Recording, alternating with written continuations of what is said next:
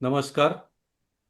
आजच्या आपल्या या झूम सभेत आपण एक होती माया या एका वेगळ्याच पुस्तकाबद्दल माहिती जाणून घेणार आहोत. त्यातला काही अंश ऐकणार आहोत आणि मुख्य म्हणजे त्याच्या लेखकाशी त्यानंतर गप्पाही मारणार आहोत. आपणा सर्वांचं मी या आजच्या झूम सभेत स्वागत करतो आणि या पुस्तकाला जी प्रस्तावना आहे डॉक्टर जितेंद्र रामगावकर यांची, त्याचा काही अंश वाचून या वाचनाला सुरुवात करतो आहे. व्याघ्र संवर्धन ही एक गुंतागुंतीची आणि दीर्घकालीन प्रक्रिया आहे. यात केवळ वाघांची संख्या वाढावी इतकाच मर्यादित हेतू नसतो, तर त्यांचा नैसर्गिक अधिवास असलेली जंगले अबाधित राहावीत. त्यायोगे एकूणच जैवविविधतेचे जतन व्हावे आणि सर्वात महत्त्वाचे म्हणजे संवर्धनाच्या कामात स्थानिक नागरिकांचे सक्रिय सहकार्य मिळवावे अशी बहुविध उद्दिष्टे असतात. ती साध्य करण्यासाठी वनविभाग अहोरात्र कार्यरत असतो. गेल्या 2 दशकात व्याघ्र संवर्धनाच्या क्षेत्रात भारताने उल्लेखनीय यश मिळवले आहे. एका विशिष्ट प्रजातीच्या संवर्धनासाठी राबवण्यात आलेल्या जगातील यशस्वी प्रकल्पांमध्ये भारताच्या प्रोजेक्ट टायगरची गणना केली जाते. ताडोबा अंधारी व्याघ्र प्रकल्पातही वनविभाग करीत असलेल्या प्रयत्नांना यश येत असल्याचं दिसून येत आहे. सध्या ताडोबात वाघांची संख्या 93 पेक्षा अधिक असून, हे डिसेंबर 24चा आकडा आहे. ताडोबासह संपूर्ण चंद्रपूर जिल्ह्यात ही संख्या 250च्या वर गेली आहे. T12 ही वाघीण, जिला पर्यटक माया नावानं ओळखतात, ती सुद्धा आमच्या व्याघ्र संवर्धनाच्या प्रक्रियेतील एक महत्त्वाचा दुवा होती. तिचं आयुष्य म्हणजे वाघांची घनता जास्त असलेल्या प्रदेशातील एका यशस्वी वाघिणीचे जीवन ठरते. ती राणीसारखी जगली आणि तिने एका प्रभावशाली वाघिणीची अत्यंत महत्त्वपूर्ण अशी पर्यावरणीय भूमिका बजावली. ताडोबाच्या पर्यटनाला चालना देण्याचं महत्त्वाचं काम या वाघिणीनं केलं. एका व्याघ्र प्रकल्पाने एका वाघिणीच्या जीवन कहाणीवर आधारित पुस्तक प्रकाशित करणे हा एक अभिनव योग आहे. T12ची कहाणी केवळ एका वाघिणीची नव्हे, तर समस्त व्याघ्र प्रजातीची कहाणी आहे. वाघाचे जीवन प्रचंड आव्हानांनी भरलेले असते. या आव्हानांचा सामना करताना या प्रजातीने स्वतःच्या वर्तणुकीत बदल घडवून आणले आहेत. T12ची कहाणी या परिवर्तनाची साक्ष देते. अनंत सोनवणे यांनी अत्यंत ओघवत्या शैलीत ही कहाणी वाचकांसमोर सादर केली आहे. हे पुस्तक वाचताना आपण स्वतः ताडोबाच्या जंगलात असून T12चा जीवनपट आपल्या डोळ्यांसमोर उलगडत आहे असं वाटतं. लेखकानं केलेले संशोधन आणि त्यासाठी घेतलेले परिश्रम हे पुस्तक वाचताना सतत जाणवत राहतात. भावनेच्या भरात वाहून न जाता या लोकप्रिय वाघिणीची गोष्ट आहे तशी सांगण्याची तटस्थता हे त्यांच्या लेखनाचं आणखी एक वैशिष्ट्य आहे. लेखक अनंत सोनावणे जे आपल्याशी नंतर गप्पा मारणार आहेत, ते मनोगतात काय म्हणतात त्यातला थोडा अंश वाचतो.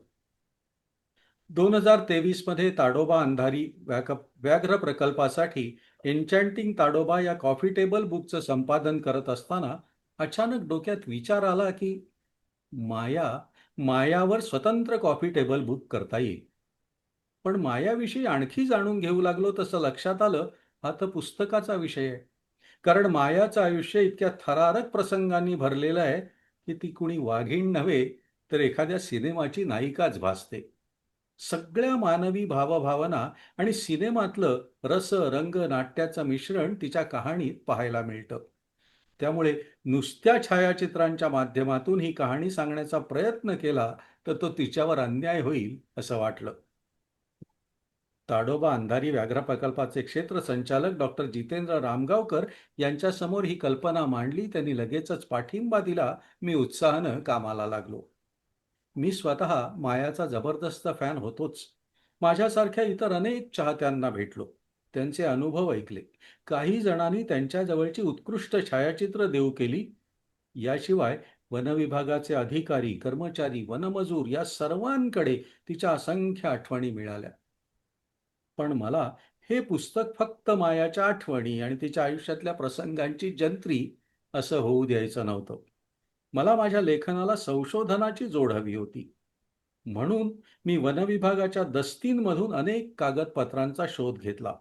अनेक जुन्या, जाणत्या वन्यजीव प्रेमींना भेटून ऐकलेल्या, पाहिलेल्या गोष्टींची शहानिशा केली. काही संदर्भांमध्ये परस्पर विरोधी मतं किंवा निरीक्षणं समोर आली. अशा वेळी त्यातल्या अधिक तर्कसंगत संदर्भाचा स्वीकार केला. तरीही काही त्रुटी राहिल्या असतील तर त्याची संपूर्ण जबाबदारी माझी एकट्याची आहे. पर्यटन क्षेत्रातली वाघीण असल्यानं माया कायम पर्यटकांच्या नजरेसमोर आणि त्यामुळे सतत चर्चेत राहिली हे खरं. पण लोकांचं जेवढं प्रेम तिला लाभलं, तेवढं पर्यटन क्षेत्रातल्या इतर वाघांना नाही लाभलं, हेही तितकंच खरं. वेळेआधीच आईचं छत्र हरवलं.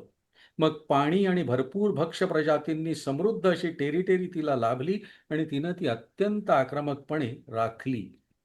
पर्यटकांशी मैत्रीपूर्ण तर कधी सलगीचं वागणं ही मायाची खासियत.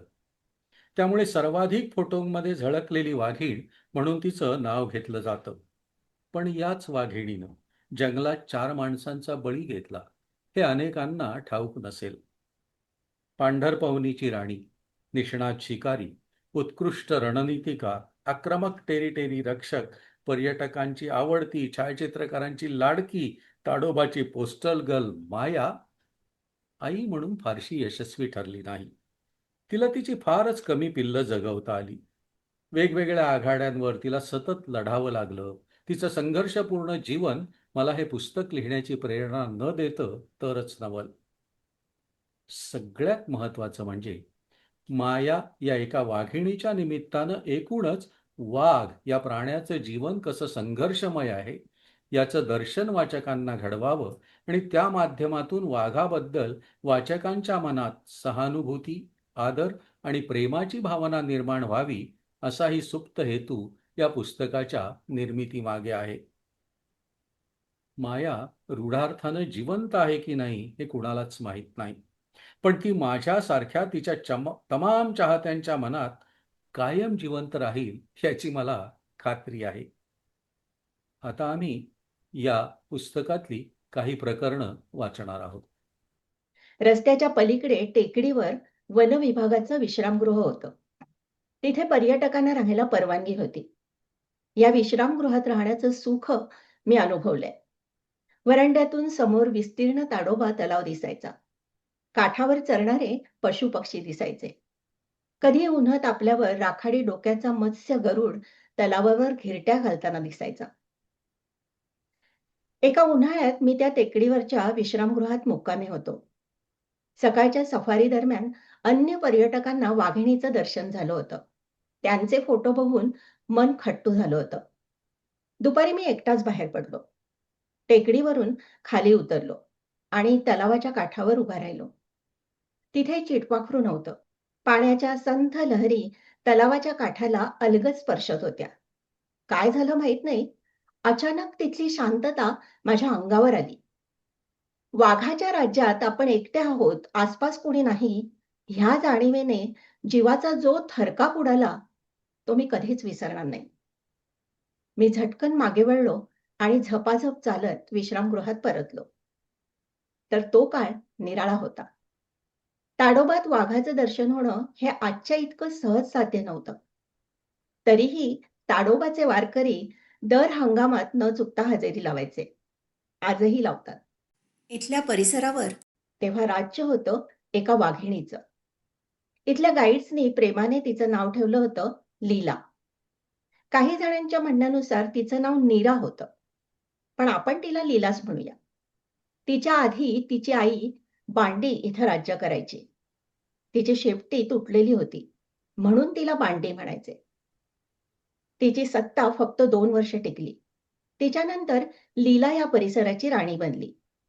या लीलाचं आणि एका मोठ्या नर वाघासोबत सूत जुळलं. जमिनीकडे जाणाऱ्या रस्त्याच्या कडेला असलेल्या छोट्या डोंगरावर तो राहायचा. म्हणून त्याचं नाव पडलं होतं हिलटॉप मेल. सप्टेंबर 2010च्या सुरुवातीला पर्यटकांना लीला आणि हिलटॉप मेल एकत्र दिसले. दोघंही प्रणय राधनेत मग्न होते. 5 सप्टेंबरला पर्यटकांना त्यांचं मिलनही पाहायला मिळालं. नर आणि मादीचं मिलन यशस्वी झालं तर वाघीण गरोदर राहते. त्यानंतर 102 ते 108 दिवसांनी ती बछड्यांना जन्म देते. तत्पूर्वी शेवटच्या काही दिवसांमध्ये तिचं पोट दिसायला लागतं. तिची हालचाल किंचित मंदावते. मात्र आपल्या परिसराची राखण करण्यासाठी सतत फिरत राहणं आणि भूक भागवण्यासाठी शिकार करणं थांबत नाही. दिवस पूर्ण झाले की वाघीण 2 ते 5, सरासरी 3 पिल्लांना जन्म देते. नवजात पिलाचं वजन 785 ते 1610 ग्रॅम असतं. मांजरीच्या पिलांसारखेच वाघाच्या बच्चांचे डोळे जन्मानंतर मिटलेले असतात. 6 ते 12 दिवसात त्यांचे डोळे उघडतात. पूर्ण दृष्टी मिळायला आणि सगळं काही सुस्पष्ट दिसायला 2 आठवडे जातात. पहिले 2-3 महिने ही पिलं फक्त आईच्या दुधावर जगतात. या काळात वाघीण त्यांना वेगवेगळ्या सुरक्षित ठिकाणांवर हलवत राहते. कारण ह्या पिलांना इतर वाघ, बिबट्या, रानकुत्रे, तरस, कोल्हे, लांडगे ह्या सगळ्यांकडून धोका असतो. पिल्लं 3 महिन्यांपेक्षा थोडी मोठी झाली, की आई त्यांच्यासाठी शिकार करून घेऊन येते. त्यांना सोबत घेऊनही फिरते. वर्षभराची झाली, की पिल्लं आईबरोबर शिकार करायला शिकतात. नर बछडे 18 ते 24 महिन्यांचे असताना आईची साथ सोडतात आणि स्वतःचं साम्राज्य निर्माण करण्यासाठी निघून जातात. तर मादी पिल्लं वयाच्या 20 ते 28 महिन्यांपर्यंत आईबरोबर राहतात आणि नंतर स्वतंत्र होतात. तर लीला आणि हिलटॉप मेलचं मिलन यशस्वी झालं आणि डिसेंबर महिन्यात लीलाने 4 गोंडस पिलांना जन्म दिला. त्यात 3 मादी आणि 1 नर पिल्लू होतं. नैसर्गिक अधिवासात वाघाच्या जन्माची तारीख नक्की सांगता येत नाही. कारण वाघीण घनदाट अरण्यात एखाद्या कडेकपारीत किंवा अवघड जागी जाऊन पिलांना जन्म देते. त्यामुळे भक्षकांपासून ती सुरक्षित राहतात. लीलाच्या या 4 पिलांची जन्मतारीखही नक्की कुणालाच सांगता येणार नाही.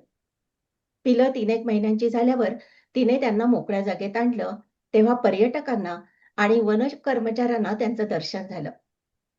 त्यावेळी कुणालाच माहीत नव्हतं, की ह्यातलंच एक पिल्लू पुढे ताडोबाची अनभिषिक्त सम्राज्ञी म्हणून नावारूपाला येणार आहे आणि ताडोबाचं नाव जागतिक पटलावर नेणार आहे. पुढचा लेख आहे बालपण. एका नरवाघाच्या टेरिटरीत साधारणतः 3 ते 4 माद्या असतात. प्रत्येक मादीची स्वतंत्र टेरिटरी असते. नर ह्या सगळ्या मादींशी मिलन करतो आणि दुसऱ्या नरांपासून त्यांचं आणि पिलांचं रक्षण करतो. नर वाघ प्रत्येक मादीच्या भेटीला आलटून-पालटून येतो. तेवढाच त्याचा पिलांशी संबंध येतो. पिलांचं पालन-पोषण करणं ही मादीची जबाबदारी असते. ती पिलांसाठी शिकार करते, तीच पिलांना शिकार करायला शिकवते आणि तीच पिलांचं इतर शिकारी प्राण्यांपासून रक्षण करते. लीला दुसऱ्यांदा आई झाली होती. पिलं 3-3.5 महिन्यांची झाली तेव्हा ती खूप मस्तीखोर होती. आईच्या पाठोपाठ ती सगळीकडे फिरायची. एकमेकांशी दंगामस्ती तर करायचीच, पण आई दमून आडवी झाली की तिच्या अंगावर उड्या मारायची. खूप दमलेली असली तर लीला त्यांच्या उच्छादानं त्रासून जायची. मग गुरगुरून त्यांना रागवायची. तरीही प्रेमाने जवळ घेऊन त्यांचं अंग चाटायची. अगदी झोपलेली असली तरी तिचं लक्ष कायम पिलांकडे असायचं. खेळता-खेळता पिलं जरा नजरेच्या टप्प्याबाहेर जातायत असं वाटलं की लगेच ती गुरगुरायची, की पिलं आज्ञाधारक बाळासारखी पुन्हा तिच्या जवळ येऊन खेळायची. शिकारीला जाताना मात्र लीला 4ही पिलांना अशा सुरक्षित ठिकाणी ठेवून यायची, की कुणालाही ती सापडू नयेत. शिकार घेऊन आली, की ती मृदू आवाजात विशिष्ट प्रकारे त्यांना साद घालायची. एवढ्या वेळ दडून बसलेली पिल्लं किणऱ्या आवाजात प्रतिसाद द्यायची आणि दुडू-दुडू धावत बाहेर यायची. पिलं शिकारीवरून तुटून पडली, की लीला प्रेमाने त्यांच्याकडे बघत बसायची. लीलाची टेरिटरी पर्यटन क्षेत्रात असल्यामुळे तिच्या बछड्यांच्या लीला बऱ्याचदा पर्यटकांना पाहायला मिळायच्या. त्यांना ओळखता यावं म्हणून गाईड्सनी मादी पिलांना P1, P2 आणि P3 अशी नावं दिली. नर पिल्लू कमालीचं लाजाळू आणि भित्र होतं. ते सारखं आईच्या सुरक्षित सावलीत राहायचं. तिच्यापासून फार दूर जायचं नाही. त्याच्या या स्वभावामुळे गाईड्सनी त्याचं नाव ठेवलं पांडू. 3 पैकी एक मादी पिलू पीटू मात्र चांगलंच धडाकेबाज आणि अवखळ होतं. संधी मिळाली की ते आईपासून दूर जायचं आणि स्वतःची उत्सुकता शमवण्याचा प्रयत्न करायचं. पर्यटकांची वाहनं आसपास असली तरी त्याची फारसं कदर ते करायचं नाही. एकमेकांशी मस्ती करता करता कधी अचानक कसला आवाज झाला तर पांडू पटकन आईकडे पळायचा आणि पीटूला आवाज कशाचा आलाय हे जाणून घ्यायची उत्सुकता असायची. पांढरपवनी 97 किंवा ऐनपुडीच्या पाण्यात दंगामस्ती करणं हे या पिलांचं आवडीचं काम. त्यातही पीटू सगळ्यात जास्त मस्तीखोर होती. ती भावंडांवर हुकूम चालवायची. सगळे पाण्यात डुंबत असले की पीटू हळूच मागून जायची आणि एखाद्या भावंडाची शेपूट तोंडात धरून ओढायची. कुणी शांत बसलं असेल तर गुपचूप जाऊन त्यांच्या अंगावर झेप घ्यायची. या पीटू बाळाचे पाय तेव्हाच पाळण्यात दिसायला लागले होते. हीच पीटू बछडी नंतर माया या नावाने जगप्रसिद्ध झाली. T12 गालावरच्या एम सदृश्य रचनेमुळे मिळालेलं माया हे नाव तिनं तिच्या मायाळू स्वभावानं सार्थ केलं. मात्र 2014 मध्ये मायाला T12 हा ओळख क्रमांक किंवा आयडी मिळाला. वाघांना हे ओळख क्रमांक नेमके कसे दिले जातात हे जाणून घेणं खूप उद्बोधक आहे. वन विभाग वाघांना क्रमांक देतो आणि त्या क्रमांकानंच कार्यालयीन कागदपत्रांमध्ये त्यांची नोंद होते. तीच त्या वाघाची अधिकृत ओळख असते. वन विभाग वाघांना कधीही नाव देत नाही. हा, सफारी किंवा सफारी गाईड्स आणि जिप्सी चालक वाघांच्या एखाद्या रूप किंवा स्वभावाच्या वैशिष्ट्यावरून किंवा त्यांच्या अधिवासाच्या ठिकाणावरून त्यांना साधी सोपी नावं देतात, जी अधिकृत नसतात. दरवर्षी वन विभागातर्फे जंगलात कॅमेरा ट्रॅपिंग केलं जातं. त्यात टिपलेले गेलेल्या हजारो फोटोंचं विश्लेषण केलं जातं. या मोहिमेत नव्यानं आढळलेल्या वाघांना आयडी दिला जातो. त्यातही फक्त प्रौढ वाघांनाच आयडी मिळतो. कमी वयाचे बछडे आणि लहान पिल्लांना या प्रक्रियेतून वगळलेलं असतं. यातही एक गंमत आहे, ती म्हणजे वयाच्या निकषाची. म्हणजे एखादा वाघ 1.5 वर्षाचा झाला असेल आणि आईपासून वेगळा झाला असेल आणि तो अजूनही आईच्याच टेरिटरीत राहत असेल तरीही तो स्वतंत्र असल्यानं त्याला आयडी मिळतो. तसंच एखादा वाघ 2 वर्षाचा झाला आणि आईसोबतच राहतो असं असेल तर तो वयानं प्रौढ असल्यानं त्याला सुद्धा ओळख क्रमांक म्हणजे आयडी मिळतो. भारतात गेली काही दशकं कॅमेरा ट्रॅप हा विशिष्ट प्रकारचा कॅमेरा अत्याधुनिक तंत्रज्ञानाच्या सहाय्यानं वन्यजीव संवर्धनात अत्यंत महत्वाची भूमिका बजावतो. कमीत कमी मानवी हस्तक्षेपात वन्यजीवांचा जास्तीत जास्त अभ्यास या कॅमेरा ट्रॅपमुळे शक्य होतो. वन्यजीवांचा वावर असलेले रस्ते आणि पाणवठ्यांवर जमिनीपासून साधारणतः 2 ते 2.5 फूट उंचीवर हा कॅमेरा बांधला जातो. यात इन्फ्रारेड सेन्सरही असतात. दिवसा किंवा रात्री समोर कोणताही हालचाल झाली की ती या कॅमेऱ्यात लगेच टिपली जाते. वन्यजीवांच्या जीवनाबद्दलची अनेक रहस्य कॅमेरा ट्रॅपमुळे उकलली आहेत. व्याघ्र संवर्धनात या कॅमेरा ट्रॅपचं महत्व अत्यंत वाढलेलं आहे. पूर्वी जी व्याघ्रगणना मचाण सर्वेक्षण किंवा पावलांच्या ठसांच्या आधारावर व्हायची ती आता कॅमेरा ट्रॅपच्या सहाय्यानं केली जाते. वाघाच्या येण्या जाण्याच्या रस्त्याच्या दोन्ही बाजूना एक एक कॅमेरा बांधला जातो, कारण वाघाची ओळख पटण्यासाठी दोन्ही बाजूचे फोटो आवश्यक असतात. आता प्रत्येक माणसाच्या तळहातावरच्या रेषा वेगवेगळ्या असतात. तसंच प्रत्येक वाघाच्या शरीरावरच्या काळ्या पट्ट्यांचा पॅटर्न वेगळा असतो. कॅमेऱ्यानं टिपलेला वाघ नवीन आहे की जुना आहे हे त्याच्या या पॅटर्न वरून कळतं. जुना असेल तर त्याचा आयडी आहे तोच कायम ठेवला जातो. नवीन असेल तर त्याला त्याच्या शेवटच्या आयडीच्या पुढचा क्रमांक दिला जातो. याच प्रक्रियेनुसार मायाला T12 हा अधिकृत क्रमांक दिला गेला. अर्थात तिच्या चाहत्यांसाठी ती नेहमी मायाच राहिली. Bold and beautiful. पांढरपवनीच्या राणीला माया हे नाव मिळालं ते 2013 मध्ये. एका बावरलेल्या बछडीचं आता पूर्ण वाढ झालेल्या देखण्या वाघिणीत रूपांतर झालं होतं. सिने अभिनेत्रीला लाजवेल अशी लोकप्रियता तिला मिळू लागली होती. ती रस्त्याने चालू लागली की तिच्या पुढे मागे पर्यटक वाहनांची रीघ लागायची.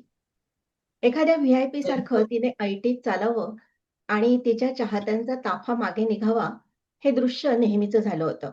एखाद्या अभिनेत्रीनं चाहत्यांवर मेहरबान होऊन त्याच्या दिशेनं फ्लाइंग किस भिरकवावा, तशी माया एखाद्या वाहनाच्या इतकी जवळून जायची की हात लांबवला तर तिला स्पर्श करता यावा. कधी किंचित थांबून अशी थेट नजरेला नजर भिडवायची की बघणाऱ्याच्या हृदयाचा ठोका चुकलाच समजा. चालता चालता मध्येच थांबून पोझेस द्यायची. त्यामुळे वन्यजीव छायाचित्रकार तिचे दिवाणे न होते तरच नवल. तिचे किंचित छोटे डोळे ही तिची खास ओळख होती. याच काळात सफारी गाईडच्या लक्षात आलं की मायाच्या डाव्या गालावरच्या पट्ट्यांमध्ये त्रिशूळासारखा आकार दिसतोय. तो इंग्रजी एम अक्षरासारखा सुद्धा दिसत होता. म्हणून मग गाईड्सने तिचं नाव ठेवलं माया. तिच्या मायाळू स्वभावानं तिचं हे नाव सार्थ ठरवलं. मायानं आता शिकारीत नैपुण्य मिळवलं होतं. सोनेरी उन्हात सळसळत्या गवतातून भक्ष्याचा वेध घेत ती सावध चालू लागली की पाहणाऱ्याची नजरबंदी व्हायची. हरणांच्या किंवा रानडुकरांच्या कळपातून ती सर्वात सोपं लक्ष बरोबर हेरायची आणि मग त्याला कळपापासून एकटं पाडून अचूक टिपायची. महत्वाचं म्हणजे अनेकदा ती पर्यटकांसमोर शिकार करायची किंवा केलेली शिकार पर्यटकांसमोरून मिरवत न्यायची. ह्या कारनाम्यांमुळे बोल्ड अँड ब्युटिफुल वाघीण असं म्हणून ती नावारूपाला येऊ लागली होती. माया आता 3 वर्षांची झाली होती. आता तिच्या टेरिटरी मार्किंगमध्ये तिच्या वर्चस्वाचा ऐलान तर होतच, शिवाय मिलनासाठी तयार झाल्याचा संदेशही होता. मातृत्वाची जबाबदारी पेलायला ती तयार झाली होती. ताडोबाच्या हवेत मिसळलेला तिचा हा संदेश एका नरवाघाने अचूक पकडला. तो होता जामनीच्या गवताळ कुरणाचा राजा गब्बर. शोले सिनेमातल्या खलनायक गब्बर सारखी दणकट शरीरयष्टी असलेला हा वाघ मायाच्या जीवनातला पहिला नायक ठरला. मादीच्या मूत्रातला गंध आणि तिचा मिलनासाठी उत्सुक असा विशिष्ट आवाज यामुळे नर तिच्याकडे आकर्षित होतो. तो सुद्धा विशिष्ट प्रकारचा आवाज काढून तिला आपल्या अस्तित्वाची जाणीव करून देतो. दोघांचं मिलन जवळपास आठवडाभर चालतं. ह्या काळात दोघं सतत सोबत असतात आणि मध्ये थोडी विश्रांती घेत वारंवार मिलन करतात. खास प्रकारचा आवाज करून दोघं एकमेकांना प्रतिसाद देतात. मिलनाच्या वेळी दोघंही खूप आक्रमक असतात. मादीवर मागच्या बाजूने आरूढ झालेला नर काही वेळा तिच्या मानेचा चावा घेतो, तर काही वेळा मादी उलटून त्याला पंजानं फटकारते. बऱ्याचदा दोघांमध्ये खेळकर संघर्षही पाहायला मिळतो. फेब्रुवारी 2014च्या मध्यात पर्यटकांना अशीच विनोदोत्सुक जोडी दिसत होती, माया आणि गब्बरची. एप्रिलच्या अखेरीस मायाच्या हालचाली किंचित मंदावल्यासारख्या भासू लागल्या आणि मे महिन्यात ती पर्यटकांना दिसेनाशी झाली. पाडस 15 नोव्हेंबर 2013 रोजी एक विचित्र घटना घडली. सकाळच्या वेळी माया टेरिटरी मार्किंग करत तिच्या राज्याच्या सीमेवरून फिरत होती.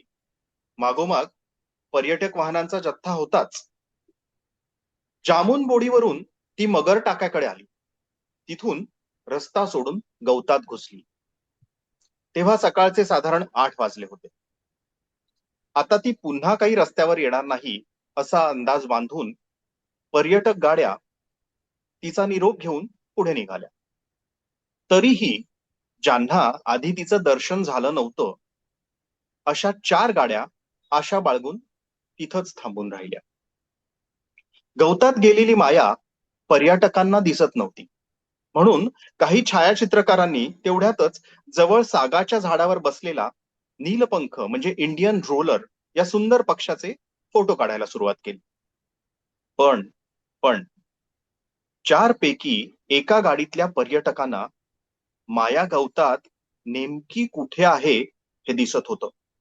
आणि त्यांना जे काही दिसलं ते पाहून ते थक्क झाले. गवतात घुसल्यावर मायाला चितळाचं एक पाडस दिसलं.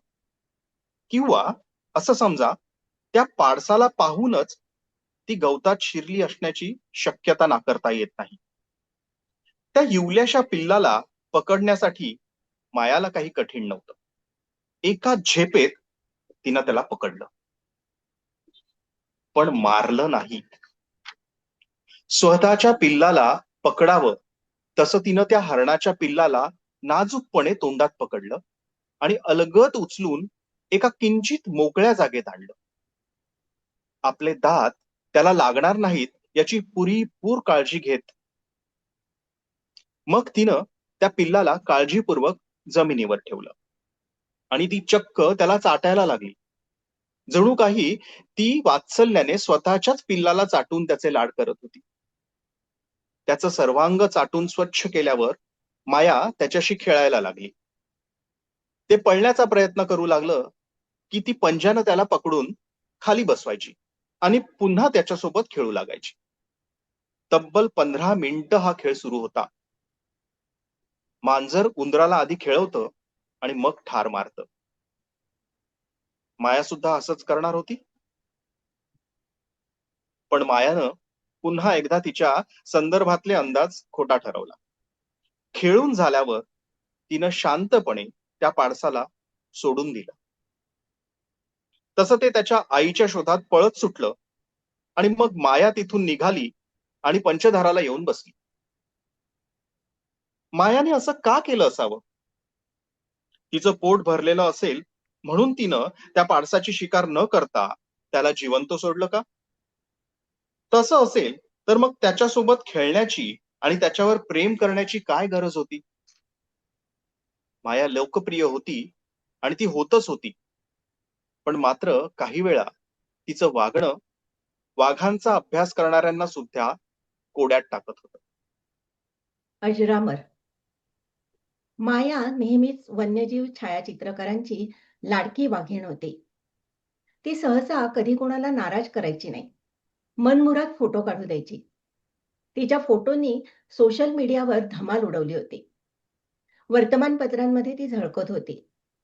अनेक छायाचित्रकारांना तिने प्रसिद्धी, पैसा आणि पुरस्कार मिळवून दिले. अनेकांच्या करिअरला तिने निर्णायक वळण मिळवून दिलं. चंद्रपूरच्या अमोल बैस नावाच्या छायाचित्रकाराला मायाने अशीच एक सुवर्ण संधी दिली. 6 जानेवारी 2016च्या सकाळी माया पांढरपवनीच्या रस्त्यावर निवांत पहुडली होती. सूर्याच्या कोवळ्या किरणांमध्ये तिची कांती आणखीनच तजेलदार दिसत होती. जवळच तिचे एक पिल्लू बागडत होतं. कधी ते तिची शेपटी तोंडात पकडायचं, तर कधी तोंडाचा चावा घ्यायचं. ते जरा दूर गेलं की माया एका विशिष्ट प्रकारे गुरकायची, की ते पिल्लू दुडकन यायचं आणि आईच्या अंगावर उडी मारायचं. असं सगळं वात्सल्यपूर्ण वातावरण होतं. सकाळच्या सफारीची वेळ झाली तशी पर्यटकांची वाहनं नेहमीच्या शिरस्त्यानुसार मायाच्या दरबारात हजर झाली. अर्थात त्यामुळे मायाच्या निवांतपणात आणि पिल्लाच्या लुडबुडीत काही फरक पडला नाही. एका क्षणी माया उठून बसली आणि पिल्लाने मागच्या 2 पायांवर उभं राहत पुढच्या 2 पायांनी तिला मिठी मारली. ममतेचा हा गोड क्षण अमोलनं अचूक टिपला. हा फोटो त्याने सहज फेसबुकवर टाकला. तो प्रचंड व्हायरल झाला. त्याला 25 कोटींपेक्षा जास्त लाईक्स मिळाले. जगभरातल्या लोकांनी भरभरून कौतुक केलं. हिंदू या भारतातल्या अग्रगण्य इंग्रजी वर्तमानपत्रानं या फोटोला पहिल्या पानावर स्थान दिलं. एवढंच नव्हे तर ब्रिटनमधल्या डेली मिरर ह्या प्रतिष्ठित वर्तमानपत्राने सुद्धा हा फोटो प्रकाशित केला. माया आणि तिच्या पिलाच्या या फोटोची जादू इथेच संपली नाही. महाराष्ट्राचे वनमंत्री सुधीर मुनगंटीवार यांच्या पाहण्यात हा फोटो आला आणि त्यांनाही तो प्रचंड आवडला. पण नुसतं कौतुक करून ते थांबले नाही.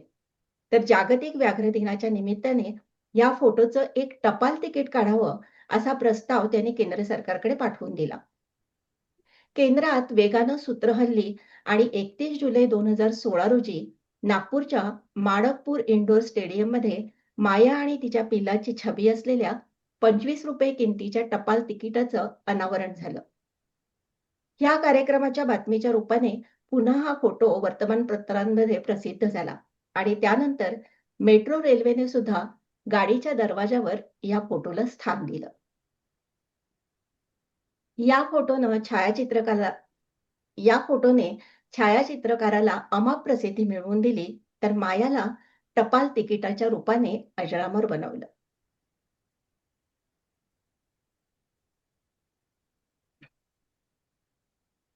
पुढचा लेख आहे रुद्रावतार.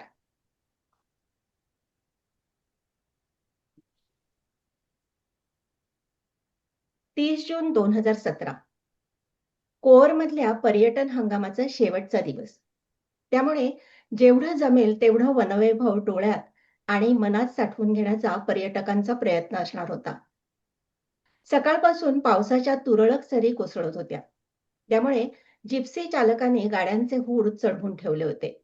नेहमीप्रमाणे गाड्यांनी आपले रस्ते धरले आणि पर्यटक आपापलं नशीब अजमावायला सज्ज झालं. मोहर्ली गेटच्या 4 गाड्या फिरत फिरत आंबेपाटकडे पोहोचल्या. तेवढ्यात कोलारा गेटची सुद्धा एक गाडी तिथे पोहोचली. सगळ्या गाईड्सनी आपापसात चर्चा केली आणि काही वेळ तिथेच थांबून वाट पाहायचं ठरवलं. पर्यटन हंगामाची सांगता मायाच्या दर्शनाने व्हावी अशी सगळ्यांचीच इच्छा होती. थोडा वेळ वाट पाहिली आणि सगळ्यांना संयमाचं फळ मिळालं. माया नेहमीप्रमाणे थाटात अवतीर्ण झाली. अव्वल फलंदाज जसा खेळपट्टीवर आल्यावर मैदानात नजर फिरवून क्षेत्ररक्षणाचा अंदाज घेतो, तसं तिने एकवार पर्यटक गाड्यांकडे नजर टाकली. जणू तिची छबी टिपण्यासाठी कॅमेरे सज्ज आहेत की नाही ह्याचा ती अंदाज घेत होती. मग नेहमीप्रमाणे तिने रस्त्यात उभं राहून पोझेस द्यायला सुरुवात केली. कॅमेऱ्यांच्या शटर्सचा खरखराट सुरू झाला आणि आणि घडू नये ते घडलं. एका छायाचित्रकाराच्या कॅमेऱ्यातून चुकून फ्लॅश उडाला. जंगलात फ्लॅश वापरायला सक्त मनाई आहे, कारण त्यामुळे प्राणी विचलित होतात. आता या छायाचित्रकाराकडून चूक झाली आणि त्या चुकीचा परिणाम अटळ होता. फ्लॅश चमकताच मायाचा नूर पुरता पालटला. तिने पर्यटक गाड्यांकडे जळजळीत कटाक्ष टाकला. आतापर्यंत छायाचित्रकाराचे लाड पुरवणारी वाघीण क्षणार्धात बिथरली. तिची पूर्ण देहबोलीच बदलली. नाराज झाल्यावर आपल्या कपाळावर जशा आठ्या उमटतात तशाच आठ्या तिच्या नाकावरच्या त्वचेवर उमटल्या. तोंड अर्धवट उघडलं गेलं. डोळे उघडे, कान मागे ताणलेले. मायाची नजर एकटक गाड्यांकडे रोखली गेली. जणू नेमकं कोणाच्या हातून प्रमाद घडलाय हे ती शोधत होती.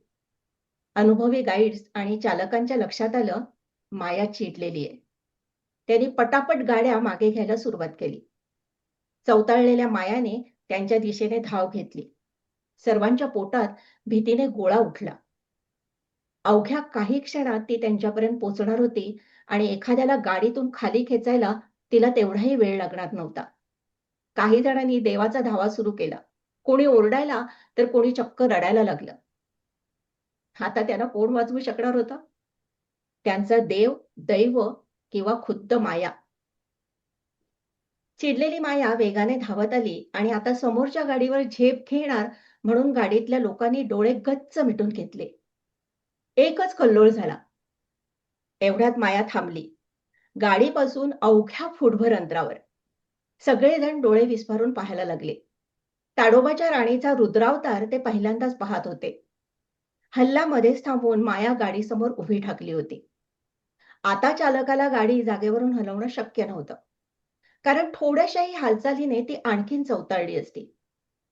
अजून तिचा राग शांत झाला नव्हता. अजूनही तिची नजर गाडीवर रोखलेली होती. अवघं वातावरण कमालीचं तणावपूर्ण होतं. गाईड्स, चालक, पर्यटक सगळेजण चिडीचूप होते. प्रत्येकाला स्वतःच्या हृदयाचे ठोके ऐकू येत होते. घशाला कोरड पडलेली, डोक्यात भीतीने काहूर मजलेलं. आता काय होणार? माया पुन्हा हल्ला करणार? एखादा बळी घेऊनच तिचा राग शांत होणार?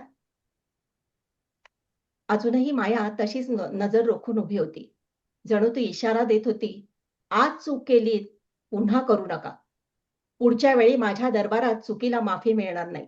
मनुष्य प्राण्याला पुरता धडा मिळालाय याची खात्री झाल्यावर माया माघारी वळली. मागे ढुंकूनही न बघता चालत राहिली आणि रस्त्यालगतच्या नाल्यामधल्या पाण्यात जाऊन बसली. जणू तिला शरीराबरोबरच स्वतःचा रागही थंड करायचा होता. मायानं त्या दिवशी जे केलं त्याला मॉक चार्ज किंवा फसवा हल्ला म्हणतात. वाघ हा तसाच खूप सभ्य प्राणी आहे. आपली नाराजी व्यक्त करण्यासाठी किंवा इशारा देण्यासाठी तो असा फसवा हल्ला करतो. समोरच्याला स्वतःच्या बचावासाठी दिलेली ती एक संधी असते.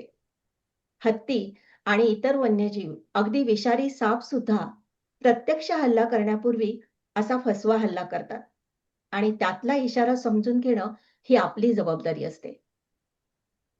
त्या दिवशी अनुभवी गाईड्सनी हा इशारा समजून घेतला आणि मायाची पाठ वळताच चालकांनी पटापट गाड्या मागे घेतल्या. सर्वांनी सुटकेचा निश्वास सोडला. आपल्या लाडक्या मायाचं एक वेगळंच रूप त्यांना आज पाहायला मिळालं होतं. व्याघ्रगीत. यावेळचं मायाचं पिल्लू अगदी आईसारखं धीट आणि मस्तीखोर होतं.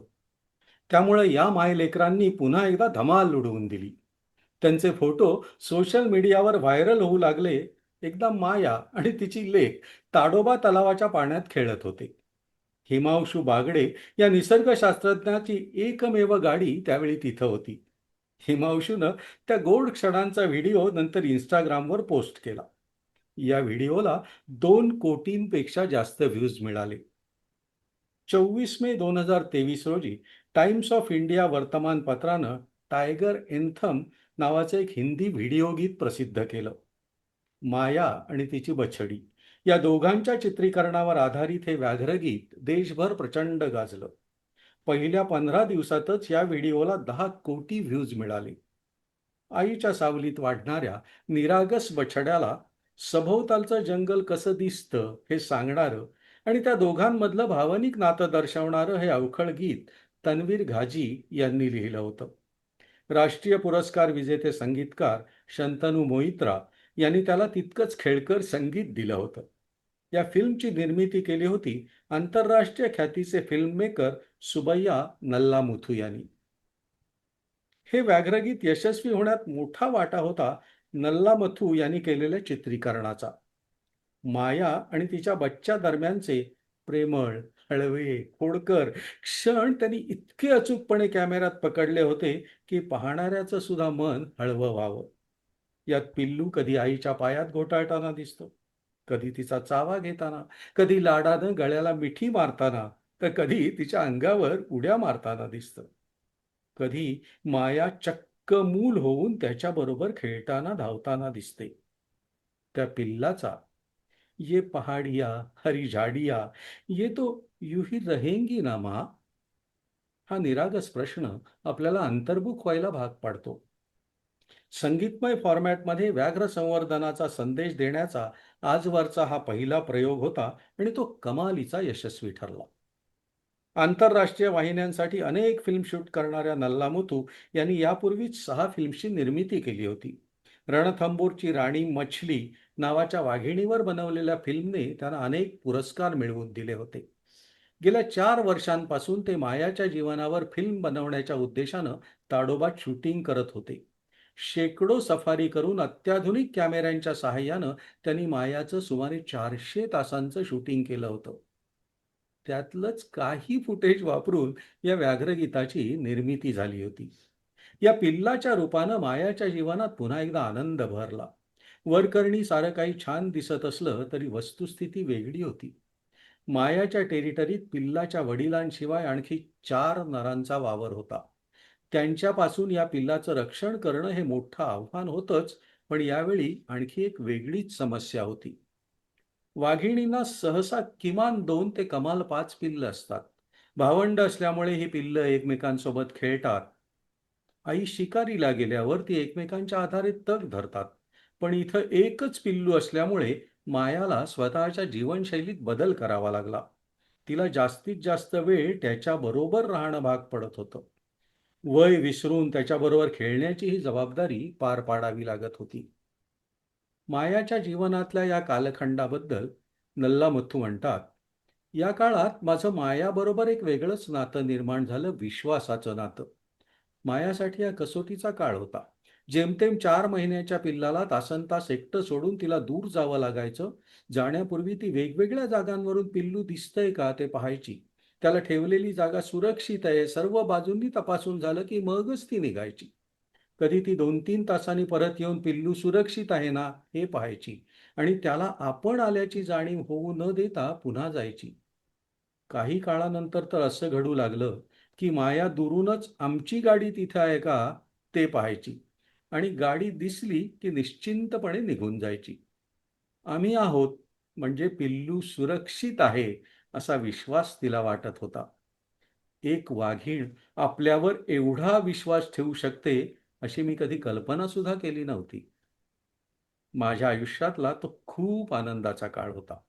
दुर्दैवानं तो आनंदाचा काळ फार टिकला नाही. मार्च 2023 मध्ये नर वाघाकडून मायाचं गोंडस पिल्लू मारलं गेलं. मायाला पुन्हा एकदा आपलं मूल गमावण्यासाठी प्रचंड वेदनादायी अनुभवातून जावं लागलं. मृत्यूच्या काही दिवस आधी ते पिल्लू बलराम सोबत फिरताना दिसलं, म्हणजे बलराम त्याचा पिता होता. मात्र तो पिलाचं रक्षण करण्यात अयशस्वी ठरला. या दुर्दैवी घटनेनं मायाचे चाहते दुःखी झाले. माया आणि तिच्या पिल्लाशी भावनिक जवळीक निर्माण झालेल्या नल्लामुथू यांचं हृदय विदीर्ण झालं. त्यांनी शूटिंग बंद केलं आणि थेट मुंबई गाठली. त्याच काळात टाइम्स ऑफ इंडियाकडून ऑफर आली आणि ऐतिहासिक टायगर एन्थमचा जन्म झाला. दिसली का? 1 ऑक्टोबर 2023. आज पहाटेपासून मोहर्ली गेटवर बरीच लगबग सुरू झाली होती. ताडोबाचं प्रमुख सफारी गेट असल्यानं सकाळी आणि दुपारी सफारीच्या वेळी इथे तशी नेहमीच गजबज असते. आज मात्र इथलं वातावरण काही वेगळंच होतं. लग्न घरासारखं. पेढ्यांचे बॉक्स, हार, नारळ, पूजेचं साहित्य तयार होतं. लाईव्ह सनई चौघडा किंवा लाऊडस्पीकरवरची गाणी मात्र अजिबात नव्हती. त्यांची गरजही नव्हती. कारण त्या प्रसन्न सकाळी तिथलं वातावरणच इतकं भरलेलं होतं. मोहर्ली गावच्या सरपंच, इतर ग्रामस्थ, वन विभागाचे अधिकारी, कर्मचारी, सफारी गाईड्स, आसपासच्या रिसॉर्टचे चालक मालक, अर्थातच पर्यटक आणि प्रसारमाध्यमांचे प्रतिनिधी, असा सगळा जमानिमा होता. प्रत्येकाच्या देहबोलीतून उत्साह ओसंडून वाहत होता. असं आज होतं तरी काय? खरं तर दरवर्षी 1 ऑक्टोबरला मोहर्ली गेटवर हेच दृश्य पाहायला मिळतं. कारण नव्या पर्यटन हंगामाचा तो पहिला दिवस असतो. दरवर्षी पावसाळ्यात म्हणजे 1 जुलै ते 30 सप्टेंबर असे 3 महिने ताडोबाच्या कोर जंगलातलं पर्यटन पूर्णपणे बंद असतं. कारण जंगलातल्या मातीच्या रस्त्यांवर पर्यटक वाहनांची चाकं रुतून बसण्याची शक्यता असते. या काळात ताडोबाच्या केवळ बफर क्षेत्रात पर्यटन सुरू असतं. बफर भागात गावं असतात. त्यामुळे मानवी वावर असतो. पण कोअरमध्ये वन विभागाच्या कर्मचाऱ्यांव्यतिरिक्त मानवी वावर अजिबात नसतो. फक्त 20% भागात पर्यटन आणि तेही ठराविक वेळेतच करता येतं. त्यामुळे नव्या हंगामाच्या पहिल्या दिवसाची पहिली सफारी हा एक आनंद सोहळा असतो. आजही या सोहळ्यासाठी भारतभरातूनच नव्हे तर परदेशातूनही पाहुणे आलेले होते. सकाळी बरोबर 5:30 वाजता क्षेत्र संचालक डॉक्टर जितेंद्र रामगावकर यांची पांढरी शुभ्र स्कॉर्पिओ गेटवर पोहोचली. त्यांनी सरपंचांच्या सोबत पूजा करून नारळ वाढवला आणि पर्यटन हंगामाच्या शुभारंभाची घोषणा केली. उपस्थितांना पेढ्याचं वाटप सुरू झालं. गेटवरच्या कर्मचाऱ्यांनी सफारीची तिकीटं, पर्यटकांची ओळखपत्र तपासायला सुरुवात केली. पर्यटकांनी एकमेकांना शुभेच्छा दिल्या. Have a great sighting, all the best. धीम्या गतीने एक एक जिप्सी गेटमधून जंगलाच्या दिशेने रवाना झाली. सकाळी 10च्या सुमाराला पुन्हा एक एक जिप्सी गेटमधून बाहेर पडायला लागली. गेटच्या बाहेर पडताच पर्यटक एकमेकांना विचारू लागले, दिसली का? कुणाचंच उत्तर होकारार्थी नव्हतं. कुणाला बलराम किंवा बजरंग तर कुणाला सोनम, लारा किंवा रोमा दिसली होती. पण कुणालाही ती दिसली नव्हती. अनेक जण त्यामुळे उदास झाले होते. त्या दिवशी दुपारच्या सफारीतही ती दिसली नाही.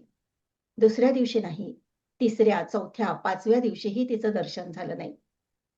तिच्या चाहत्यांच्या उदासीचं रूपांतर आता काळजीत होऊ लागलं होतं. 6 ऑक्टोबर 2023 रोजी टाइम्स ऑफ इंडियामध्ये बातमी छापून आली. Where has Tadoba queen Maya gone? ताडोबाची राणी माया गेली कुठं? पुस्तक लिहिण्याचा माझा पहिलाच प्रयत्न होता आणि जर्नलिझमची बॅकग्राऊंड असल्यामुळे, पत्रकारितेची बॅकग्राऊंड असल्यामुळे हात लिहिता होता, पण वर्तमानपत्रातलं लिखाण हे एका विशिष्ट धाटणीचं असतं आणि खूप वेगाने आणि मर्यादित शब्द मर्यादेमध्ये ते सगळं बसवायचं असतं. त्यामुळे त्याचा पॅटर्न कम्प्लीट वेगळा असतो. हे पुस्तक लिहिताना माझ्या डोळ्यासमोर असं होतं की आपण अ, छोटे छोटे चॅप्टर्स लिहावेत. वाक्यरचना सोपी आणि साधी असावी. अ, ते सगळ्यात जास्त कठीण असतं हे मला नंतर कळलंच अनुभवाने. पण माझा प्रयत्न तो होता आणि मला काही लोकांनी गाईड केलंही या सगळ्या प्रोसेसमध्ये की असं नाही बघ, आधीच्या मोठ्या लेखकांनी कसं लिहिलंय, माडगुळकरांनी कसं लिहिलंय, चितमपल्लींनी कसं लिहिलंय, तसं थोडंसं अधिक डिस्क्रिप्टिव्ह असायला पाहिजे वगैरे. त्यामुळे मी सुरुवातीला थोडासा गोंधळलो होतो. पण माझ्या बायकोबरोबर चर्चा केल्यानंतर आम्ही या निष्कर्षाप्रत आलो की नाही, आपण हा जो पॅटर्न निवडला आहे जाणीवपूर्वक, आपण त्यावरच काम करूयात. त्याचं एक तांत्रिक कारण असंही होतं की आपण अलीकडच्या काळामध्ये रील्स वगैरेचा जो काही जमाना आहे, जे जे लोकांना वेड लागलेला आहे, त्याचा एक साइड इफेक्ट म्हणून असं झालेलं आहे की स्पॅन ऑफ अटेन्शन खूप कमी झालाय लोकांचा. अ, तर तर तेही एक तांत्रिक कारण होतं, परंतु मुख्य कारण अर्थातच ते नव्हतं. कारण जर मी असं म्हटलं की लोकांना असं छोटं-छोटंच वाचायला आवडतं, तर ते चुकीचं होईल, अन्यायकारक होईल वाचकांवर, सीरियस वाचकांवर. आपण इथे जेवढी मंडळी जमलेली आहात, ते सगळे वाचक आहात आणि आपण अ, मोठ्या लांबीचे लेख सुद्धा आपण आवर्जून वाचतो आणि जाड-जाड पुस्तकं सुद्धा आवर्जून वाचतो. त्यामुळे ते काही मूळ कारण नव्हतं. पण वन ऑफ द रिझन्स असं आपण म्हणू शकतो, की जेणेकरून सगळ्या एज ग्रुप मधल्या लोकांनाही वाचावंसं वाटेल, कंटाळा येणार नाही. असा साधारण तो एक पॅटर्न केला होता. मराठीत कदाचित पहिला असावा तो प्रयत्न, की एवढे सारे फोटोग्राफ्स त्या त्या चॅप्टरशी रिलेटेड आणि प्रत्येक चॅप्टरचा शेवट हा दुसऱ्या चॅप्टरकडे जाण्यासाठी उत्कंठा वाढवणारा असेल, असं एक डोक्यामध्ये होतं. अ, अर्थात स्टोरी लाईन सगळी डोक्यामध्ये फिक्स होती. त्यामुळे एक 8-10 महिन्यांची मेहनत होती रिसर्च आणि हे सगळं करण्यामध्ये. आणि मग एक पुढचे 2 महिने लिहिण्यामध्ये झरझर ते सगळं लिहिलं गेलं. ताडोबाने पहिली आवृत्ती प्रकाशित केली. दुसरी आवृत्ती मी प्रकाशित केली आणि आता तिसरी मेहता पब्लिकेशन्सच्या माध्यमातून मराठीची तिसरी आवृत्ती येणार आहे. तर माझ्या मराठी जी. शाळेच्या मुलांना मी त्यातला एक लेख वाचून दाखवला आणि त्यातली एक विद्यार्थिनी होती ती ताडोबामध्ये गेलेली होती. म्हणजे तिने लगेच मला विचारलं, की "ही ताडोबातली माया आहे ना?" म्हणून. तर वाह! त्या मुलांना सुद्धा म्हणजे आता इथे आम्ही अमेरिकेत असतो, तर त्याच्यामुळे मुलं तसा मराठीशी संबंध त्यांचा काही येत नाही. तर अर्थात मला ती गोष्ट मी वाचून दाखवली. मग त्यांना सोप्या शब्दात सांगितलं. पण प्रचंड आवडली सगळ्यांना गोष्ट. तुम्ही शाळांचा उल्लेख केला म्हणून मी एक संधी घेतो, की मी मधल्या काळामध्ये एक उपक्रम सुरू केला, की माया फॉर झेडपी स्कूल्स. कारण एका शिक्षकांनी जिल्हा परिषदेच्या शाळेतल्या एका शिक्षकांनी असं म्हटलं, की एवढं छान तुम्ही पुस्तक केलंय, पण आमच्या विद्यार्थ्यांपर्यंत कसं पोहोचणार? त्यांना हे वाचायला कसं मिळणार? तर ते माझ्या लक्षात राहिलं, की ह्याच्यासाठी काहीतरी केलं पाहिजे आणि मग मी सोशल मीडियावर आवाहन केलं. अ, आणि अगदी कमी किमतीमध्ये ते पुस्तक देण्याचा प्रयत्न केला. अ, लोकांनी त्याच्यासाठी भरपूर डोनेशन दिली आणि I am very happy to share here की आतापर्यंत आम्ही 600 शाळांमध्ये पुस्तक पोहोचवू शकलो. वाह! अरे मराठी वा. आणि इंग्रजी असं. कारण वाह! मलाही माहित नव्हतं बऱ्याचशा माध्यमिक शाळा विशेषतः ज्या आहेत, झेडपीच्या सुद्धा किंवा गव्हर्नमेंट एडेड ह्या सेमी इंग्लिश झालेल्या आहेत. तर त्या मुलांना सोपं इंग्लिश असलेल्या पुस्तकं सुद्धा हवी होती. तर दरम्यानच्या काळात मी एक इंग्लिश ट्रान्सलेशन सुद्धा फॉरेव्हर माया या नावाने स्वतःच पब्लिश केलं होतं. तर जिथे ज्या पद्धतीची डिमांड आहे, मागणी आहे त्यानुसार मराठी आणि इंग्रजी अशी आम्ही जवळ-जवळ 600 पुस्तकं 600 वाह! शाळांपर्यंत पोहोचवू शकलो आहोत. आणि झेडपीच्या खरं तर जिल्हा असे परिषद. अभिवाचनाचे कार्यक्रम पण तुम्ही करू शकता शाळांसाठी. काही म्हणजे शाळांमध्ये मला असं वाटतं शिक्षकांनी की स्वयंप्रेरणेने ते वाचून दाखवलं आहे. माझ्याकडे हो. त्याचे फोटो व्हिडिओही त्यांनी पाठवले. जी, कोदे सर. हा, नाही मला असं वाटतं की शाळा अप्रोच होण्यापेक्षा आपण शाळेकडे अप्रोच होऊया. कदाचित आपण जाऊया. सायन्स फोरमच्या मार्फत पण हे होऊ शकू. कारण हे फार मोठं काम आहे. मी शब्दरूपाने सर तुमच्याकडे व्यक्त झालेलोच आहे. पण ते जे हं. तुमचं राईटअप आहे आणि पिक्चर आहे, हे एवढं हातात हात घालून जातं आणि ओव्हरऑल पुस्तकच एवढं छान सठळपणे जातं ना ते, की माझ्यासारखं वाघ न बघितलेला माणूस त्या वाघाच्या अक्षरशः आणि ताडोबाच्या प्रेमात पडतं. प्रेमात पडतो. तर या निमित्ताने मला एक आनंद तुम्हाला विचारायचं आहे, की जी. माध्यमात काम केल्यामुळे आणि इलेक्ट्रॉनिक मीडियात काम केल्यामुळे हाय पॉइंट्स आधी डोक्यात असतात. तर हे हाय पॉइंट्स आधी लक्षात ठेवून ती प्रकरणं तयार केली का? नाही, खरं सांगायचं तर तसं नाही झालं. हाय हां, पॉइंट्स लक्षात ठेवून काही लिहिलं गेलं असं झालं नाही. पण हां, येस, हां. तुम्ही जसं म्हणालात की पत्रकारितेमध्ये असणं किंवा टेलिव्हिजनमध्ये काम करणं याच्यामुळे आपोआप बॅक ऑफ द माइंड एक व्हिज्युअलायझेशन असायचं तयार, की हे प्रकरण असं असेल, त्याच्या समोर अशा पद्धतीचा फोटो असेल. हे हं, लिहिण्याच्या आधीच मनामध्ये तयार होतं. हं, फ्लो सुद्धा मनामध्ये होता आणि त्या फ्लोने मी गेलो आणि मग ते प्रत्येक प्रकरण लिहित असताना ज्याला तुम्ही हाय पॉइंट म्हणता तो आपोआप दवसत गेला. हं, की मी जेव्हा सुरुवात केली लिहायला तेव्हा मी फक्त काही पॉइंटर्स काढलेले होते, हं, की ह्या घटना आहेत, ह्या आता आपल्याला एका मागोमाग एक लिहायच्या आहेत. क्रम ठरवला फक्त मी. पण हाय पॉइंट्स जे आहेत ते ऍक्च्युअली लिहिताना लक्षात येत गेले. जेव्हा आपण हं. त्याच्यामध्ये डीप इन्व्हॉल्व होतो एखाद्या गोष्टीमध्ये ना, तेव्हा त्यातली गंमत खरी कळायला लागते. तर ती गंमत मला प्रत्यक्ष जेव्हा प्रत्येक प्रकरण लिहित गेलो त्यावेळी कळायला लागली. वा. हं.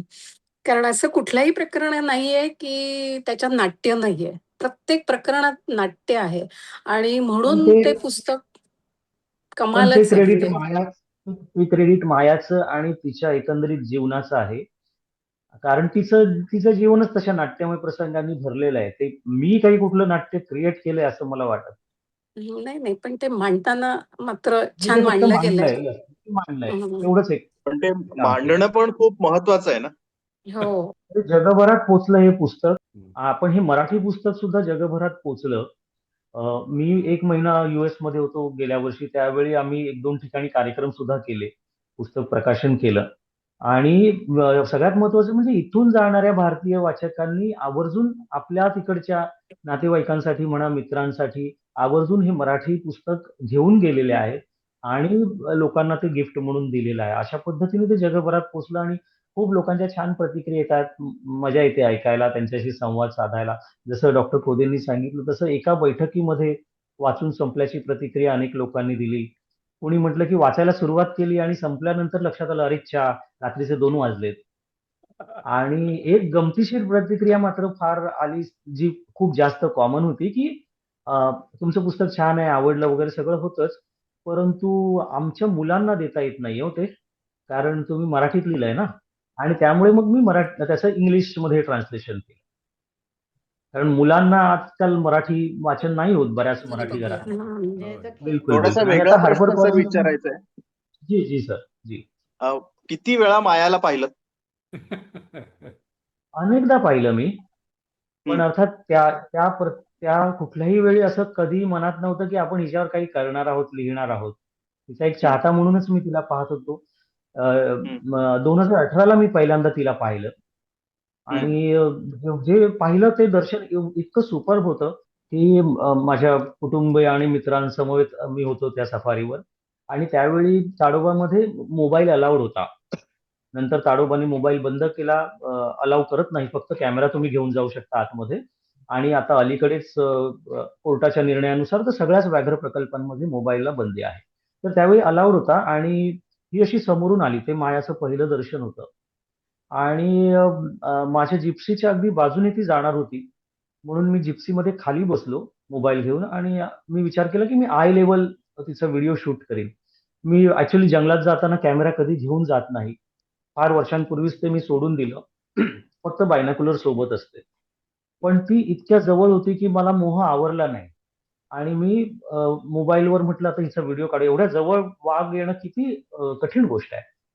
आणि म्हणून मी खाली बसलो जिप्सीमध्ये आय लेव्हलचा शॉट घेण्यासाठी. आणि ती एका क्षणी अशी पॅरलल आली माझ्या जिप्सीला आणि अगदी जवळ होती. म्हणजे जे मी लिहिलं एका वर्णनामध्ये तसं मी हात बाहेर काढला असता तर तिला हात लावू शकलो असतो. एवढ्या ती जवळ होती. आणि माझ्या जिप्सीच्या पॅरलल आल्यानंतर तिने फक्त 1 सेकंद किंवा फ्रॅक्शन ऑफ सेकंडसाठी थांबून थेट माझ्या नजरेत पाहिलं, डोळ्यात डोळे घालून पाहिलं, फक्त फ्रॅक्शन ऑफ सेकंडसाठी. तो प्रसंग मी कधीच विसरणार नाही, कारण हार्टबीट मिस होणं म्हणजे काय किंवा नजरबंदी होणं म्हणजे काय, सगळे वाक्प्रचार वाचून होतो मी एवढी वर्ष, परंतु त्याचा अर्थ पहिल्यांदा मला समजला. अनुभवला तो. आणि अगदी अगदी अगदी. आणि तेव्हा मी तिच्या प्रेमातच पडलो, नो डाऊट अबाउट दॅट. तिच्याबद्दलच्या अनेक कथा, दंतकथा मी ऐकून होतोच. आणि हा हा जो प्रसंग आहे ना, हा केवळ माझ्याबरोबर नव्हे, अनेक लोकांबरोबर घडलेला आहे.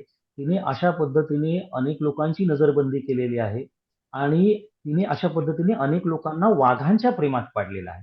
नुसतं एका वाघिणीच्या प्रेमात नव्हे, तर वाघ ह्या स्पिशीच्या प्रेमात पाडलेलं आहे. हे तिचं खरं सगळ्यात मोठं कर्तृत्व होतं. नंतरच्या काळामध्ये मी 2021 पासून तर ताडोबाबरोबर रीतसर काम करू लागलो आणि त्यामुळे जंगलात जाणं येणं खूप फ्रिक्वेंटली व्हायला लागलं आणि तिला मी बऱ्याचदा पाहिलं होतं. पण कधी ऍज आय सेड की माझ्या डोक्यामध्ये नव्हतं असं. आणि गमतीचा भाग बघा, की मायाला पाहणारे जगभरात किमान काही लाख लोक असतील, कदाचित कोटी सुद्धा असू शकतील. मी आपलं थोडंसं कन्झर्वेटिव्ह अप्रोच ठेवतोय. काही लाख लोक असतील, तिचे काही लाख फोटो काढले गेले असतील, परंतु कुणालाही वाटलं नाही की हिच्यावर एखादं पुस्तक तयार होऊ शकतं. ते मला वाटलं, एवढा एकच काय तो फरक. बाकी माझ्यापेक्षा कदाचित खूप जास्त माहिती कोणाकडे तरी असू शकेल. खूप लोक अशी आहेत की जे तिच्यासाठी पागल आहेत. जेव्हा ती गायब झाल्याची माहिती आली किंवा कन्फर्म झाली आणि जेव्हा एकदा मध्ये दुसरी कुठल्या तरी प्राण्याची हाडं सापडली आणि मग सगळीकडे असं पसरलं की मायाची हाडं सापडली, त्यावेळी लोक धाय मोकलून रडलेले आहेत. घरचं माणूस जावं तशी श्रद्धांजली लोकांनी तिला वाहिलेली आहे. एवढं लोक तिच्यावर अतोनात प्रेम करत होते आणि आजही आहेत. मला आजही लोक भेटतात किंवा संपर्क साधतात पुस्तक वाचल्यानंतर आणि ते भडभडा बोलत असतात तिच्याबद्दल. हे खूप अनकॉमन आहे. एका वाघिणीबद्दल, ती सुद्धा वाईल्ड, जी तिच्या नैसर्गिक अधिवासात आहे, तिच्याबद्दल लोकांच्या एवढ्या भावना तीव्र असणं, हे खूप अनकॉमन आहे. याच्या आधी मछली म्हणून जी राजस्थानच्या रणथंबोर मधली रणथंबोर. जी होती, तिच्या बाबतीत हे घडलं होतं. जी भारतातली सर्वाधिक फोटो काढली गेलेली अशी टायग्रेस होती. ती वार्धक्याने मेली. शेवटच्या क्षणापर्यंत ती तिच्या चाहत्यांच्या नजरेसमोर होती आणि ही मात्र अचानक नाहीशी झाली. जेव्हा ती तिच्या पीकवर होती त्यावेळी ती नाहीशी झाली. हा त्या दोघींमधला फरक. मात्र हिच्यावर लोकांनी खूप काकणभर जरा जास्तच प्रेम केलं असं दिसतं. पण मी पुस्तक लिहिताना एवढंच फक्त पाहिलं की त्या प्रेमाच्या भरात मी काही चुकीचं लिहू नये. जे होतं ते मी मांडलं. जसं तिने 4 लोकांची हत्या तिच्या हातून झाली तर झाली आहे. त्याचंही मी रीतसर विवेचन केलेलं आहे. मी त्याचा रीतसर अभ्यास केला. त्याचे पंचनामे असतील, पोस्टमॉर्टमचे रिपोर्ट असतील, जेवढं म्हणून जे जे असेल ते सगळं मी मिळवलं. त्या प्रत्येक जागी मी स्वतः जाऊन त्या जागेची पाहणी केली आणि मग हे सगळं मांडलेलं आहे. त्यामुळे तिचं अवगुण असेल, गुण असेल, काही मिस करू नये असा मी प्रयत्न केला. आणि सगळ्यात शेवटचा एक मुद्दा सांगतो की मला माहित नव्हतं, परंतु जेव्हा हे पुस्तक लिहून छापून पहिली प्रत आली, तेव्हा माझ्या तेव्हाचे जे बॉस होते डॉक्टर जितेंद्र रामगावकर, जे फील्ड डायरेक्टर क्षेत्र संचालक होते ताडोबाचे, तर त्यांनी मला तेव्हा सांगितलं की तुम्हाला माहिती आहे का की वाईल्ड वाघावर, एका इंडिव्हिज्युअल वाघावर लिहिलेलं हे कदाचित पहिलं पुस्तक असावं.